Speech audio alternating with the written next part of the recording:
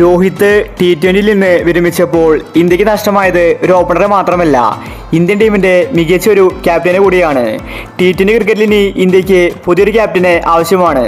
പുതിയ ക്യാപ്റ്റൻ ആരാണെന്ന് BCCI ഇതുവരെ പ്രഖ്യാപിച്ചിട്ടില്ല. 3 താരങ്ങൾക്കാണ് ഇപ്പോൾ സാധ്യത കൽപ്പിക്കപ്പെടുന്നത്. രോഹിത് പടിയിറങ്ങിയപ്പോൾ കോളടിച്ചത് സഞ്ജുവിനാണ്. ഇതിനെ പറ്റിയാണ് നമ്മൾ ഈ ഒരു വീഡിയോയിൽ പറയുന്നത്. ഇത്തരം ക്രിക്കറ്റ് ന്യൂസിന് വേണ്ടി ഈ ചാനൽ മറക്കാതെ സബ്സ്ക്രൈബ് ചെയ്യൂ.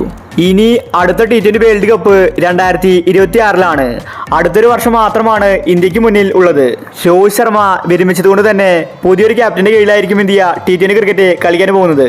ഇന്ത്യയുടെ പുതിയ T20 ക്യാപ്റ്റനായിട്ട് 3 താരങ്ങൾക്കാണ് സാധ്യത പറയപ്പെടുന്നത്. ഒന്നാമത്തേത് പാണ്ഡ്യ തന്നെയാണ്. രോഹിത്തിന് ശേഷം പാണ്ഡ്യ ക്യാപ്റ്റനാകാൻ സാധ്യത കൂടുതലാണ്. പക്ഷേ പാണ്ഡ്യയെ ക്യാപ്റ്റനാക്കാതിരിക്കാൻ BCCIക്ക് കാരണങ്ങളുണ്ട്. പാണ്ഡ്യയ്ക്ക് ഇടയ്ക്കിടയ്ക്ക് പരിക്ക് പറ്റുന്നുണ്ട്.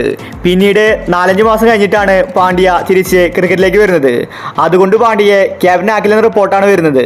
പരിക്കുകൾ പറ്റുന്നത് പാണ്ഡ്യയ്ക്ക് വില്ലനായിരിക്കുകയാണ്. ഇനി ക്യാപ്റ്റൻ സ്ഥാനത്തേക്ക് രണ്ടാമതായിട്ട് സാധ്യതയുള്ളത് ശുഭ്മാൻ ഗില്ലാണ്.